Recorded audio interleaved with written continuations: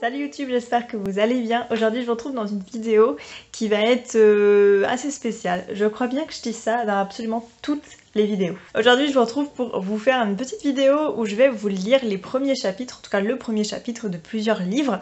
Je trouvais que ça pouvait être sympa déjà d'une pour vous donner envie de lire et puis de vous faire part de mes coups de cœur et de vous lire surtout le premier chapitre de ce livre qui a été vraiment une pépite pour moi, voilà. Aujourd'hui, je vais vous lire les premiers chapitres de 2 livres, et 2 livres de la même maison d'édition. Donc on va dire que c'est une spéciale maison d'édition, voilà. Je sais pas si je continuerai toujours comme ça ou si ça variera d'une vidéo à l'autre. Mais en tout cas, aujourd'hui, ça va être sur la maison d'édition de Saxu. Je vais vous lire le premier chapitre du livre Les Saisons de la Tempête, écrit par Elle Cosimano, aux éditions de Saxu évidemment. Et ensuite, je vous lirai aussi le premier chapitre d'un énorme coup de cœur qui a été La Maison au milieu de la mer céruléenne, écrit par Tige Klune. Pourquoi en gros je fais cette vidéo? C'est parce que c'est un concept de vidéo que j'ai dû voir sur la chaîne du Souffle des mots.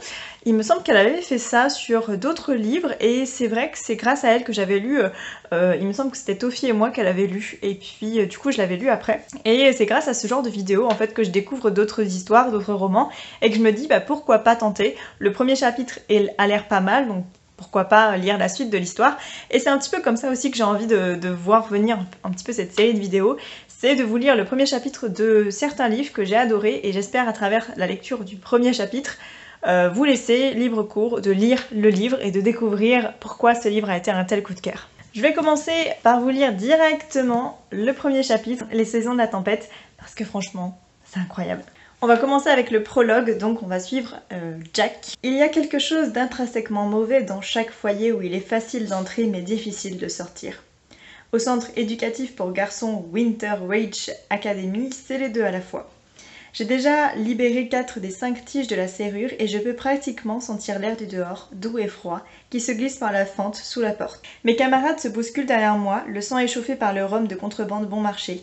Nous sommes tous très excités par la promesse de passer une nuit hors de ces murs et le risque de se faire prendre. Cela n'arrivera pas. Cela fait 1 mois que je planifie tout ça, en chronométrant les changements de quart des gardes, repérant le parcours de leur patrouille nocturne après l'extinction des feux, me représentant comment tous nous ramener à l'intérieur avant l'appel du matin. Si quelqu'un mérite quelques heures de liberté, c'est bien nous. Nous sommes les laissés pour compte, les pires des ratés, ceux dont les parents ne veulent pas pour les vacances. Le dernier appel du soir a eu lieu il y a 1 heure. Tous les professeurs ont pris congé pour Noël et l'équipe de surveillance est réduite à l'état de squelette. Si je peux nous faire sortir en restant hors de portée de l'éclairage, personne ne devrait nous chercher. Magne-toi, Sullivan, c'est quoi qui prend autant de temps? Du calme, j'y suis presque. On dirait de jeunes chiots, tous en aboiements silencieux, chuchotements rauques et rires étouffés, pendant qu'ils se bagarrent derrière moi, engoncés dans leur doudoune. L'un d'eux me rentre dedans et je pousse un juron. Mais alors que je heurte la porte, la dernière tige regagne son logement. La serrure s'ouvre. Les gars se désemmêlent et se massent pour regarder par-dessus mon épaule, la laine chargée d'alcool, au sommet où la porte s'ouvre dans un grincement et trace une aile d'ange dans la neige. Je les retiens et tends le cou à l'extérieur. Le silence de la forêt absorbe chaque son. Les sorties à cet endroit sont équipées de caméras et d'alarmes, à l'exception de celle-ci. À moitié cachée à l'arrière d'une vieille chaufferie où s'accumulent les couches de poussière, la porte bosselée et le cadenas rouillé ne peuvent guère opposer de résistance. Retranché à proximité des bois, cet angle du dortoir n'est pas visible du reste du campus. En été, il est envahi de mauvaises herbes, d'herbes folles ombragées par les branchages bas et compacts des hauts chênes et marronniers qui entourent l'école. C'est comme si la direction avait oublié l'existence de cette porte. Les gardes ne s'embêtent même pas à y patrouiller. Le matin, quand on nous fait sortir pour la récréation, c'est la seule bande de neige restée immaculée sur le sol. « Go !» chuchotai-je, en tenant la porte aux autres. Je tire sur ma veste de ski et mon bonnet. La neige est épaisse, rendant facile à suivre leur empreinte que la lune éclaire. Je cours derrière eux, le froid me transperce les joues, mon sourire élargit tellement ma face que c'en est presque douloureux, alors que les lumières de l'école s'estompent derrière moi. Mes poumons brûlent et j'ai la poitrine en feu. C'est comme si c'était ma première vraie inspiration depuis qu'on m'a jetée ici. Je suis tentée de prendre une autre direction que le reste du groupe et juste continuer à courir, mais je n'ai plus que 6 mois à passer dans cet endroit pour respecter les termes de ma probation. Et ensuite, après ma remise de diplôme, où diable vais-je aller? Je fouille dans ma poche à la recherche du whisky, rentré en fraude, que j'ai amené, mais il n'y est plus. Devant, la bouteille vide, piégeant des rayons de la lune, se balance au bout du gant de quelqu'un. Mon compagnon de chambrée me lance une canette de bière bon marché et je la reçois contre le devant de mon blouson. Elle a gardé la chaleur de la chambre de je ne sais qui, où elle était cachée, et à présent elle est toute secouée. Je marmonne. Joyeux anniversaire, Jack. Je l'ouvre et la descends d'un coup avant que la mousse ne déborde. Des heures sont passées depuis le dîner. La bière me monte directement à la tête et mon estomac me paraît toujours vide, même après en avoir descendu une autre. Nous marchons jusqu'à ce que mon visage soit engourdi, jusqu'à ce que nous atteignions la haute chaîne de clôture qui nous sépare de la station de ski située de l'autre côté. C'est là, leur dis-je. Voici un mois, j'ai tracé un schéma de ce site. Le frère aîné de mon camarade de chambre travaille en guichet de location de ski pendant ses congés et on racontait qu'il mettait de l'argent de côté pour acheter une voiture. J'ai convaincu les gars de ma résidence de se cotiser pour lui graisser la patte. J'ai noté toutes nos pointures sur un bout de papier et les fait passer au type avec l'argent et la carte par son frère, alors qu'il était en visite un dimanche il y a 2 semaines. L'occasion de skier sur ces pistes, des pistes que certains d'entre nous peuvent voir depuis les fenêtres des chambres, était trop belle pour qu'on la laisse filer. Le rocher est solidement enfoui contre un bosquet de pins, sa pointe dépassant de la neige, à l'endroit exact où je l'avais marqué sur la carte. Nous nous agenouillons tous autour et fouillons la neige. Des cris de joie et des yes s'élèvent au moment où j'exhume 6 paires de skis et de bâtons. Nous repêchons une pile de sacs poubelles et les ouvrons, dénombrant une paire de chaussures de ski pour chacun d'entre nous. Jack, t'es un putain de génie. Un de mes camarades me donne un baiser alcoolisé sur le front et me pousse en arrière dans la neige. La barrière de métal cliquette lorsque nous passons notre matériel par l'ouverture. Les bords aigus de la chaîne claquent sans arrêt jusqu'à ce que le dernier d'entre nous ait passé le panneau « Ne pas entrer ». Nous traînons notre matériel à travers une bande d'arbres et nous nous arrêtons de l'autre côté, dans un silence émerveillé. Les pentes sont recouvertes de poudreuse balayée par le vent. Elles brillent comme des étoiles dans l'obscurité, disparaissant dans une nuit qui nous semble soudainement infinie et qui est la nôtre. Je chausse mes skis, ils survolent la crête où les pentes se confondent avec le sentier et je regarde un par un les autres décoller le long de la montagne avec des hurlements sauvages, leurs skis coupant à gauche et à droite, polissant les bords du diamant noir le plus dur de la montagne. La pente se dissipe quand j'essaie de la regarder tout droit, mais du coin de l'œil je perçois un mouvement, une ombre comme un tourbillon de brouillard sombre, louvoyant autour de la base des arbres. « Tout va bien, Jack ?» me demande mon camarade de chambre. « Oui, nickel !» répondis-je d'une voix enrouée par le froid et les rires. Je détourne mon regard des arbres, me maudissant d'avoir descendu ces 2 bières avec l'estomac vide. Me suis jamais senti aussi vivant. Dommage qu'on n'ait qu'une seule descente, dit-il. Une descente, c'est tout. Les pistes sont fermées, les remontes-pentes sont à l'arrêt. Le temps de remonter la montagne pour retourner à l'école, il sera presque le matin, et je serai prisonnier de cet endroit pour les 6 prochains mois. Tout ce que je veux, c'est une descente parfaite. Quelques moments fugaces où rien ne me retient. Frappe un grand coup, Jack. Pas de seconde chance. Un éclat téméraire luit dans ses yeux pendant qu'il s'en va. Ses skis font un doux pshhh en disparaissant de ma vue. Mon regard dévie vers la forêt, mais je le ramène devant moi, ignorant le doute qui s'insinue dans mon esprit. C'est la seule nuit où tu n'es pas en laisse, la seule nuit où tu n'as à répondre à personne. Ne perds pas ton sang-froid. Je tire mon bonnet jusqu'en bas de mes oreilles et je le suis. Le vent me brûle le visage et me coupe la respiration. La nuit passe plus vite que je ne peux voir devant moi. Je prends les premiers virages avec prudence, trop prudemment, en évitant les 2 premières bosses. On n'a qu'une seule descente, pas de seconde chance. Je desserre mes genoux et me penche dans les virages, attrapant le vent. Lorsque je prends la bosse suivante tout droit, soudain je vole. Mon cœur remonte dans ma poitrine. Mes skis retombent, arrachant une croûte de glace. Je glisse dans la poudreuse, mais l'élan pris me tire comme une corde de remorquage dans l'obscurité. La piste disparaît. L'exaltation se transforme en panique lorsque les arbres se précipitent vers moi. D'un claquement, mes tripes éclatent. Le bois broie l'os. L'impact m'éjecte de mes skis et me rejette en arrière dans la neige. Je suis allongée là, les yeux fermés, une sonnerie assourdissante dans les oreilles. Les étoiles luisent lorsque je reprends conscience en clignant des yeux, mon haleine formant des spirales comme de la fumée au-dessus d'une épave. Il n'y a pas de douleur, pas au début, juste un gémissement sourd. La sensation inquiétante que quelque chose est cassé. Mon bonnet a disparu et l'arrière de ma tête est froide et trempée. Le dernier cri de mes amis s'estompe. Je dois les rattraper, je dois me lever. Je bouge Mes jambes ne répondent pas. Pas de douleur, pas de froid, rien. Je ne sens rien en dessous de la taille, rien que la peur qui me saisit. Merde, Jack, qu'est-ce que t'as foutu? J'ouvre la bouche pour crier à l'aide, mais les mots ne viennent pas. Je n'ai pas assez d'air. La douleur se fait plus aiguë entre mes côtes. Elle enfle jusqu'à ne plus laisser de place pour respirer ou penser, ou quoi que ce soit d'autre. S'il vous plaît, non, ne me laissez pas ici. La nuit apparaît et disparaît. La douleur me submerge par vagues. La neige s'infiltre dans le col de mon manteau, dans mes gants. Mon cœur ralentit, mes mains tremblent et mes dents ne veulent pas arrêter de claquer. Tu as merdé, Jack. Tu vas mourir. Seulement si tu le souhaites. Mon souffle s'arrête. Mes yeux s'ouvrent au son d'une voix de femme. Il roule vers la forêt, cherche, à peine capable de distinguer quoi que ce soit. S'il vous plaît, aidez-moi. S'il vous plaît, je ne peux pas. Les racines des arbres semblent sortir en serpentant du sol, se tordant sur la neige comme s'ils étaient vivants. Mes yeux se referment, j'ai des visions, des hallucinations. J'ai dû me cogner la tête, mais quand je les force à s'ouvrir, les racines sont encore en mouvement, s'enchevêtrent, formant un chemin surélevé au-dessus de la neige. Une femme apparaît à son extrémité. « Maman ?» Son nom me serre douloureusement la gorge. « Tu peux m'appeler Gaïa, dit-elle. »« Non, pas ma mère. Ma mère ne viendrait jamais. N'est jamais venue. » La longue robe blanche de la femme brille dans l'obscurité. Sa forme se précise au fur et à mesure qu'elle s'approche. La passerelle sous ses pieds s'agrandit, s'étendant vers moi à chacun de ses pas. Les racines entremêlées se tordent et se replient en escalier, un instant avant qu'elles ne descendent, puis se défont derrière elle, disparaissant dans la neige. Elle s'agenouille à côté de moi, ses cheveux argentés tombant autour de son visage qui se fait plus précis, sauf ses yeux. Ils brillent comme des diamants. Ou peut-être que je pleure, je crachote. J'ai le goût du sang. Suffoquée par l'odeur de cuivre et de feu, je tends la main vers elle dans une panique aveugle. Je suis mort ? Sa main est chaude contre ma joue. Elle a une odeur de fleurs, comme les montagnes au printemps. Pas encore, mais bientôt, dit-elle.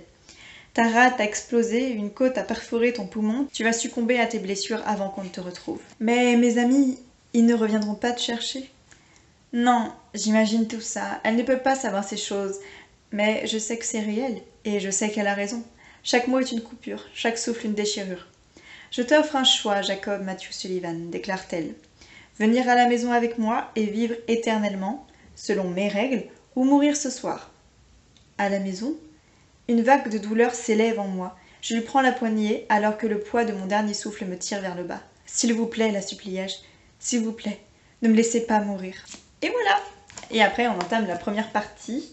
Alors, toutes les parties ont cette petite illustration et c'est super beau. Donc je vous ai lu le prologue. Je trouve que ça met super bien dans l'ambiance en fait du livre.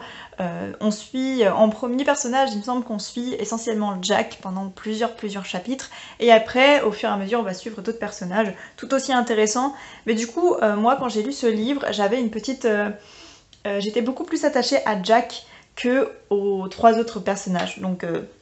voilà, ces personnages qui sont derrière moi, voilà, parce que ça fait partie de les saisons de la tempête. Et vous ne voyez pas Jack ici d'ailleurs, hein. Vous voyez deux autres personnages, que je ne vous dis pas, vous découvrirez si vous le lisez. Mais Jack est de l'autre côté, Jack mon petit chouchou, mais si je peux juste me permettre de dire un truc, si vous avez jamais vu d'illustration sur ce livre, ne le faites pas tout de suite.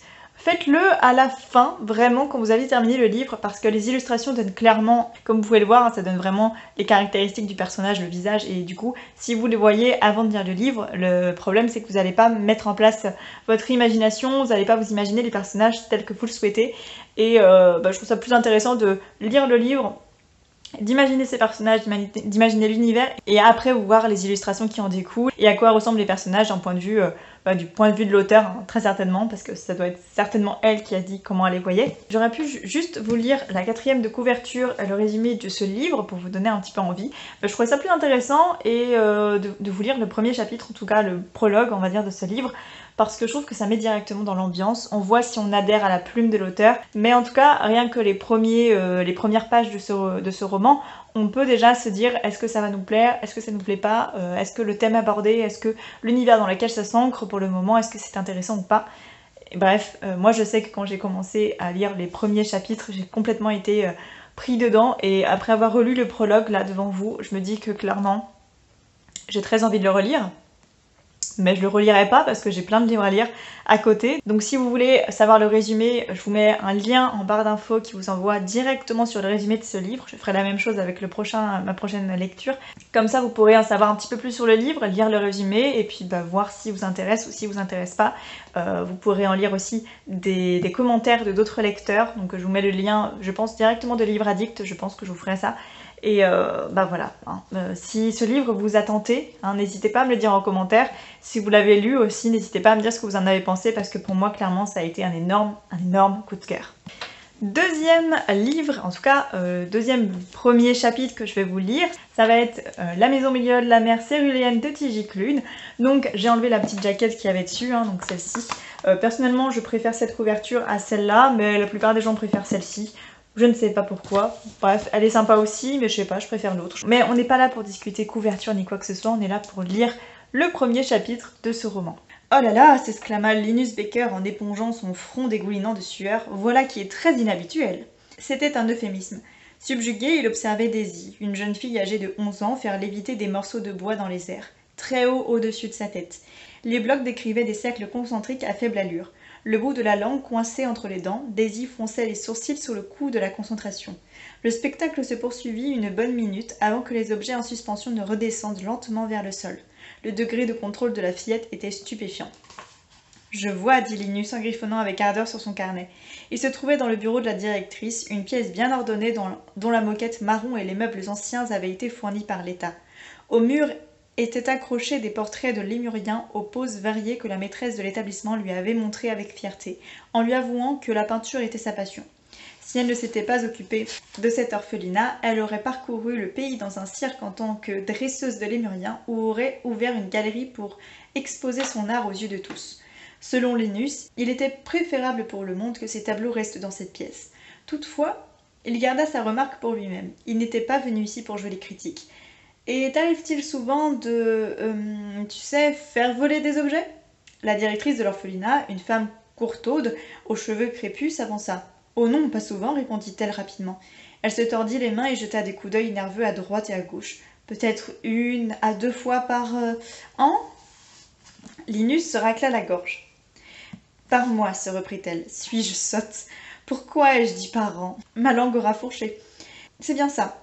1 à 2 fois par mois. Vous savez ce que c'est. En grandissant, les enfants font davantage de choses. Est-ce exact ? Demanda Linus à Daisy. Oh oui, s'exclama cette dernière. 1 ou 2 fois par mois, pas plus. Elle lui adressa un sourire angélique. Il se demanda alors si on l'avait préparé à répondre correctement à ses questions avant son arrivée. Cela n'aurait pas été la première fois, et il avait conscience que ce ne serait pas la dernière. Soit, dit Linus. La directrice et la jeune fille patientèrent tandis qu'il grattait le papier de la pointe de son stylo. Il sentait leur regard sur lui, mais il restait concentré sur ce qu'il écrivait. La précision exigeait de l'attention. Il était une personne très minutieuse, et la visite de cet orphelinat en particulier s'était révélée pour le moins instructive. Il lui fallait consigner le plus de détails possible pour pouvoir remplir son rapport une fois de retour à son bureau. Clairement nerveuse, la directrice coiffa les cheveux noirs indisciplinés de la fillette en arrière et les maintint en place à l'aide de petites barrettes en plastique en forme de papillon. Daisy, elle, fixait avec un regard triste les blocs sur le sol, comme si elle rêvait de les faire léviter de nouveau. Un tressautement agitait ses sourcils touffus. « Sais-tu le contrôler » demanda Linus. Avant que la fillette ait ouvert la bouche, la directrice répondit à sa place. « Bien évidemment, nous ne l'autoriserions pas à... » Il leva la main pour l'interrompre. Je souhaiterais, madame, entendre la réponse de Daisy. Bien que je ne doute pas un instant que vous agissiez dans son intérêt, j'ai constaté que les enfants comme elle se montrent souvent plus francs. La directrice chercha à reprendre la parole, mais Linus haussa un sourcil pour la réduire au silence. Alors, elle soupira et, tout en hochant la tête, s'éloigna d'un pas. Après avoir écrit une dernière note, il reboucha son stylo et le rangea, ainsi que son carnet, à l'intérieur de sa serviette. Il se leva de sa chaise et s'accroupit devant la petite fille malgré les protestations de ses genoux. Les yeux écarquillés. Elle se mordillait les lèvres. « Daisy, sais-tu le contrôler ?» Elle hocha la tête. « Je crois, depuis que l'on m'a emmenée ici, je n'ai blessé personne. » Une moue triste déforma ses lèvres. « À part Marcus, je n'aime pas faire du mal aux gens. » Il avait envie de la croire. « Personne ne t'a accusé du contraire. Seulement, parfois, il arrive que nous ne soyons pas capables de maîtriser les dons que nous avons reçus. Ce n'est pas nécessairement la faute de ceux qui les possèdent. » Son explication ne sembla pas la rassurer. « Alors, de qui est-ce la faute ?» Linus cligna les yeux. « Eh bien, je suppose qu'il existe divers facteurs. Des recherches récentes suggèrent que les états émotionnels extrêmes pourraient engendrer des complications comme celles que tu as vécues. La tristesse, la colère ou même la joie. Peut-être étais-tu si heureuse que, sans le vouloir, tu as lancé cette chaise sur ton ami Marcus ?» Cet incident était la raison de sa présence ici. Le garçon, dont la queue s'était retrouvée pliée à un angle anormal, avait été emmené à l'hôpital afin d'être examiné. Les professionnels de santé avaient aussitôt envoyé un rapport au ministère de la Jeunesse magique, comme ils étaient tenus de le faire. Cela avait entraîné une enquête, en conséquence de laquelle Linus avait été assigné à cet orphelinat. « Oui, répondit la petite, vous avez tout compris. Cela m'a fait tellement plaisir que Marcus vole mes crayons de couleur que je lui ai jeté une chaise dans le dos. »« Je vois. Tu t'es excusée ?» Elle baissa de nouveau les yeux vers son bloc et se dandina d'un pied sur l'autre. « Oui, il a dit qu'il ne m'en voulait pas. Il a même taillé mes crayons avant de me les rendre. Il y arrive mieux que moi. » « Quelle gentille attention, remarqua Linus. Il pensa un instant à lui tapoter l'épaule, mais cela n'aurait pas été convenable de sa part. « Je sais que tu ne voulais pas lui faire de mal. »« Pas vraiment. À l'avenir, nous essayerons peut-être de prendre un instant pour réfléchir avant de laisser nos émotions nous emporter. Qu'en penses-tu? Elle hocha la tête avec empressement. Oh oui, je vous promets de prendre un instant pour réfléchir, la prochaine fois que je voudrais lancer une chaise à la simple force de mon esprit. L'agent soupira. Ce n'est pas exactement ce que je... Dans les profondeurs de la vieille maison, une cloche retentit. C'est l'heure des biscuits, s'écria Daisy en s'élançant vers la sortie. Un seul, lui rappela la directrice, sinon tu n'auras plus faim pour le dîner. D'accord, cria la petite avant de claquer la porte derrière elle. Le bruit de ses petits pas résonna dans le couloir tandis qu'elle courait en direction de la cuisine. Elle va en manger davantage, marmonna la directrice en se laissant tomber sur son fauteuil derrière son bureau. Comme d'habitude. Il me semble qu'elle a bien mérité, lui fit remarquer Linus. Elle se passa une main sur le visage avant de le regarder avec méfiance. Eh bien voilà, nous y sommes. Vous avez interrogé tous les enfants, vous avez inspecté la maison, vous avez pu constater que Marcus se porte bien et malgré l'incident de la chaise, Daisy n'a clairement pas de mauvaises intentions. Il partageait son avis. Le garçon n'avait pas cherché à causer des ennuis à sa camarade, il avait été bien trop occupé à tenter de la convaincre de signer son plâtre. Évidemment, Linus s'était dérobé en lui expliquant que cela n'aurait pas été professionnel de sa part. Marcus avait été déçu, mais avait presque aussitôt repris du poil de la bête. Linus s'était émerveillé, comme il le faisait parfois, de la résilience des enfants. Absolument. Vous n'accepterez sans doute pas de me dire ce que vous comptez écrire dans votre rapport. Il se hérissa. Il en est hors de question. Vous recevrez une copie lorsque je l'aurai terminée, vous le savez. À ce moment seulement prendrez-vous connaissance de son contenu, pas avant. Bien sûr, s'empressa d'ajouter la directrice. Je ne voulais pas suggérer que vous... Je suis ravie que vous le voyez ainsi. Et je sais que le MJM vous en sera également reconnaissant. Il s'affaira au-dessus de sa serviette et en ordonna le contenu jusqu'à ce qu'il en soit satisfait. Alors, il la referma et engagea les cadenas. À présent, à moins que vous n'ayez quelque chose à ajouter, je vais prendre congé et vous souhaiter... Les enfants vous apprécient. Je les aime aussi, fit-il, sinon je ne ferais pas ce métier. Ce n'est pas toujours le cas de vos semblables. Elle se racla la gorge, ou plutôt des autres agents. Il lorgna la porte avec regret. La délivrance avait été si proche. Il se retourna en serrant son sac devant lui comme un bouclier. La directrice se leva de son fauteuil et contourna le bureau. Par réflexe, Linus recula d'un pas. Toutefois, elle ne s'approcha pas davantage. Elle se contenta de s'appuyer contre le meuble. « Nous en avons eu d'autres, lui confia-t-elle. « Vraiment, ce n'est pas si étonnant. Bien sûr, mais... » « Ils ne voient pas les enfants, reprit-elle. Ils ne voient pas qui ils sont, seulement ce dont ils sont capables. Il faut leur laisser leur chance, comme à tous les enfants. Quel espoir aurait-il d'être adoptés si nous les traitions comme des créatures que nous devons craindre ?» Elle rit doucement. « Adoptés. » Il plissa les yeux. « Ai-je dit quelque chose de risible ?» Elle secoua la tête. « Pas du tout, veuillez m'excuser. Vous êtes rafraîchissant à votre façon. Votre optimisme est contagieux. » Oui, je suis un véritable bout en train, rétorqua-t-il d'une voix monotone.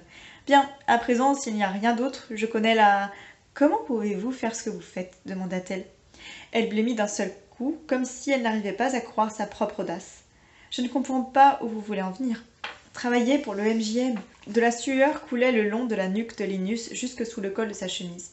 À l'intérieur du bureau, la température était atrocement élevée. Pour la première fois depuis longtemps, il regretta de ne pas se trouver à l'extérieur sous la pluie. « Que reprochez-vous au MJM ?» Elle hésita. « Je ne cherche à offenser personne. Je l'espère bien. Seulement... » Elle se redressa sans décroiser les bras. « Vous ne vous posez pas de questions ?»« Jamais, répondit-il aussitôt, avant d'ajouter. « À quel propos ?»« À propos du sort que subit un endroit comme celui-ci, une fois que vous avez rendu votre rapport final. De ce qu'il advient des enfants. » Si l'on ne me demande pas de revenir enquêter, j'imagine qu'ils continuent leur vie d'enfants brillants et heureux jusqu'à ce qu'ils deviennent des adultes qui le sont tout autant. Des adultes que le gouvernement continuera de surveiller à cause de leur nature. Linus se sentait acculé. Il ne s'était pas préparé à une telle discussion. Je ne travaille pas pour le ministère des adultes magiques. Si vous avez la moindre inquiétude à ce sujet, je vous conseille de les contacter. Moi, je m'intéresse au bien-être des enfants, rien d'autre. La directrice afficha un sourire triste. Ils ne restent pas éternellement des enfants, monsieur Baker. Ils finissent toujours par grandir.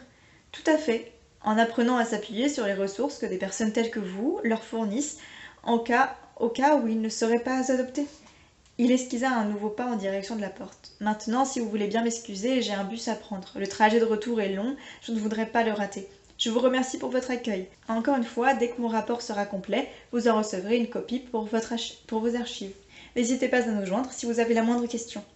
Cela tombe bien, je voulais vous... Envoyez-la moi par écrit, l'interrompit Linus, qui avait déjà passé la porte. Je l'attendrai. Il la referma derrière lui et Et Le Pen émit un clic en s'enclenchant. Il prit une grande inspiration, puis il souffla longuement. « Bien joué, mon vieux. Maintenant, elle va t'envoyer des centaines de questions. »« Je vous entends !» s'exclama la directrice à travers la porte. Il sursauta et s'éloigna dans le couloir sans demander son reste.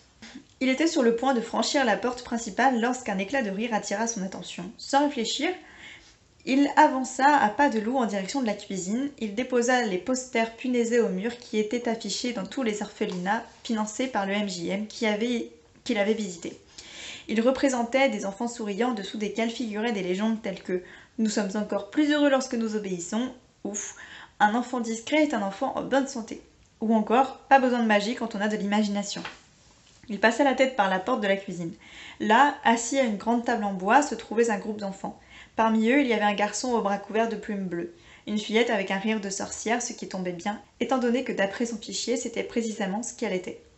Une fille plus âgée à la voix si envoûtante qu'elle pouvait faire échouer les navires sur le rivage. À la lecture de son dossier, Linus avait tressailli. Il y avait également un Selkie, un jeune garçon avec une fourrure posée sur les épaules. Et bien sûr Daisy et Marcus installés côte à côte, la bouche pleine de biscuits. La gamine s'émerveillait du plâtre de son camarade posé sur la table. Il lui souriait. Son visage était couvert de taches de rousseur. Il lui demanda de dessiner quelque chose dessus avec l'un de ses crayons de couleur. Elle accepta sans hésiter. « Une fleur, proposa-t-elle, ou un insecte avec de grandes dents et un énorme dard. »« Oh !» souffla son ami. « Un insecte, je veux un insecte !» Satisfait de ce qu'il avait vu, Linus les laissa tranquilles et se dirigea de nouveau vers la sortie. Ce n'est qu'à ce moment qu'il se rappela qu'il avait, une fois de plus, oublié son parapluie. Il soupira. Bon sang. Alors, il ouvrit la porte et brava la pluie pour s'engager sur le long chemin du retour. Le chapitre 2. Alors, on est sur deux textes totalement différents parce que pour le coup, celui-ci, même à la lecture du premier chapitre, on peut pas trop se douter de l'histoire ou de la suite de l'histoire. En tout cas, moi, qui ai lu le roman entièrement et qui ai adoré ce roman et qui a été vraiment un énorme coup de cœur, en lisant juste le premier chapitre, c'est vrai que ça en dit vraiment pas beaucoup sur l'histoire. On comprend juste que on va suivre Linus Baker qui va aller d'orphelinat à orphelinat afin de faire un petit peu un bilan de ce qui va, de ce qui va pas, est-ce que les enfants sont bien traités, voilà. Et vous l'aurez compris, c'est des enfants qui ont un petit peu une particularité parce qu'ils possèdent des pouvoirs ou un aspect un petit peu plus particulier, un peu plus différent qu'un enfant classique. Même si on va traiter de sujets hyper sensibles et hyper compliqués qui pourraient être très lourds, et bien dans ce livre, T.J. Klune arrive à écrire de façon hyper légère et hyper drôle. Et puis voilà, mais je vous en ai déjà parlé dans un bilan lecture, je vous remettrai la vidéo si vous voulez en barre d'infos, mais clairement, c'est une pépite ce livre. Celui-ci, comme celui-ci, ce sont tous les deux des livres où j'ai eu un énorme coup de cœur. Donc, franchement, si ça vous a donné envie de lire l'un ou l'autre, n'hésitez pas à me le dire en commentaire parce que je serais ravie de savoir que je vous ai un petit peu donné envie de lire ces livres. C'est un petit peu l'objectif de la chaîne en fin de compte. Je sais qu'en tout cas, pour moi, ça a été deux énormes coups de cœur, donc deux excellentes lectures, toutes différentes, hein, chacune dans leur univers, certes, mais excellentes quand même. En tout cas, j'espère que cette vidéo vous a plu. N'hésitez pas à me dire ce que vous en avez pensé en commentaire. Si un des deux livres vous a donné envie de le lire, est-ce que vous avez envie que je refasse ce type de vidéo avec d'autres romans, plutôt spécifiques, dans un thème précis, dans un genre précis, ou plutôt par maison d'édition. Enfin, n'hésitez pas à me dire tout ça en commentaire, à partager et à aimer la vidéo, et puis à vous abonner si ce n'est toujours pas fait. Et moi je vous dis à dimanche prochain pour une nouvelle vidéo. Bye!